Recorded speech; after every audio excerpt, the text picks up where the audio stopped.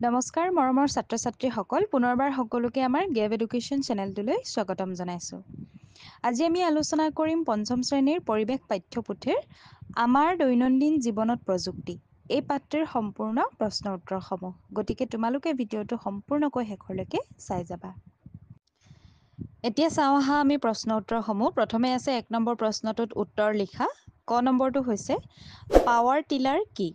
উত্তৰ লিখিবা power tiller হৈছে মাটি চহোৱা এবিধ যন্ত্ৰ। মাটি চহাবলৈ পাৱাৰ টিলাৰ ব্যৱহাৰ কৰা হয়। খ নম্বৰটো হৈছে শীতল ভঁৰাল কি? উত্তৰ লিখিবা সোনকালে নষ্ট হৈ যোৱা সামগ্ৰীসমূহ নষ্ট নোহোৱাৰ বাবে বহুদিনলৈ ভাল কৰি ৰাখিবলৈ যি ভঁৰালত থোৱা হয় সেই ভঁৰালকে শীতল ভঁৰাল বুলি কোৱা হয়। এতিয়া গ নম্বৰটো হৈছে কেক আৰু বিস্কুট প্ৰস্তুত কৰিবলৈ কি ৰন্ধন সঁজুলি ব্যৱহাৰ কৰিব পাৰি? উত্তৰ লিখিবা কেক প্ৰস্তুত কৰিবলৈ ময়দা, কণী, চেনি, ভেনিলা, বেকিং ছ'ডা, গাখীৰ, ৰিফাইন তেল, বেকিং পাউডাৰ আদিৰ প্ৰয়োজন। আৰু বিস্কুট প্ৰস্তুত কৰিবলৈ চেনি, নিমখবিহীন মাখন, আটা বা ময়দা আৰু কণী ইত্যাদিৰ ব্যৱহাৰ কৰা হয়। এতিয়া ঘ নম্বৰটো চোৱা কম্পিউটাৰত কি কি কাম কৰা হয়?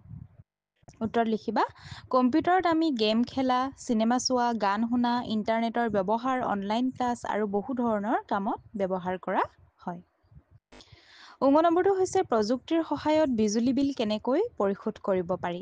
উত্তৰ লিখিবা প্ৰযুক্তিৰ সহায়ত বিজুলী বিল ইণ্টাৰনেট আৰু অনলাইন পে'মেণ্টৰ সহায়তে দিব পাৰি। অৰ্থাৎ আমি বিজুলী বিলসমূহ অনলাইন পে'মেণ্ট কৰি দিব পাৰোঁ। এতিয়া 2 নম্বৰ প্ৰশ্নটো চাওঁ আহা ক অংশৰ লগত খ অংশ মিলোৱা। আমি মিলাব লাগে। প্ৰথমটো হৈছে কীবৰ্ড। কীবৰ্ডৰ লগত হ'ব লিখিত আকাৰে নিৰ্দেশ পঠিয়াব পাৰি। মাউচটো হৈছে মনিটৰত থকা কথাবোৰ নিয়ন্ত্ৰণ কৰি কাম কৰিব পাৰি। CPU হৈছে নিৰ্দেশ দিয়া কামবোৰ কৰে আৰু সংৰক্ষণ কৰি ৰাখে। মনিটৰ হৈছে কৰা কামখিনি আৰু কামৰ ফলাফল আমি মনিটৰত দেখা পাওঁ। এতিয়া 3 নম্বৰ প্ৰশ্নটো চোৱা। ইয়াত দিছে শুদ্ধ নে অশুদ্ধ লিখা। প্ৰথমটো হৈছে প্ৰযুক্তিৰ ব্যৱহাৰৰ ফলত আমাৰ জীৱনৰ মান উন্নত হৈছে। এই বাক্যটো হৈছে শুদ্ধ।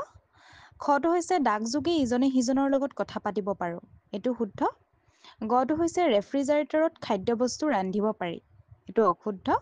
ঘটো হৈছে কম্পিউটাৰৰ এটা মুখ্য কাম হ'ল যোগাযোগ স্থাপন। এইটো হৈছে শুদ্ধ। এতিয়া 4 নম্বৰ প্ৰশ্নটো চাওঁ আহা। ইয়াত দিছে চমু টোকা লিখা। প্ৰথমটো হৈছে মোবাইল ফোন।